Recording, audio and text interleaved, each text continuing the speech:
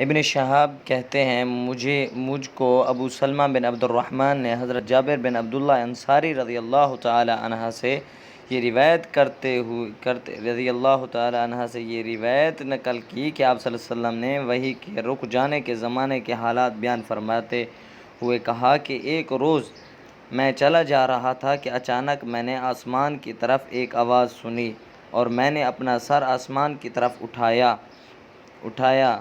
کیا دیکھتا ہوں کہ وہی فرشتہ جو میرے پاس غار حرا میں آیا تھا وہ آسمان و زمین کے بیچ میں ایک کرسی پر بیٹھا ہوا ہے۔ میں اس سے ڈر گیا اور گھر آنے پر میں نے پھر کمبل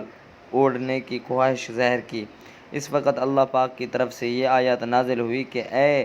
لحاف اوڑھ کر لیٹنے والے، اٹھ کھڑا ہو اور لوگوں کو عذاب الہی سے ڈرا اور اپنے رب کی بڑائی بیان کر اور اپنے کپڑوں کو پاک صاف رکھ اور گندگی سے دور رہ۔ اس کے بعد وحی تیزی کے ساتھ پے در پے آنے لگی۔ اس حدیث کو یحییٰ بن بکیر کے علاوہ لیث بن سعد سے عبداللہ بن یوسف اور ابو صالح بھی روایت کیا ہے اور عقیل کے علاوہ زہری سے بلال بن رواد نے بھی روایت کیا ہے۔ یونس اور معمر نے اپنی روایات میں لفظ فوادہ کی جگہ بوادرہ نقل کیا ہے۔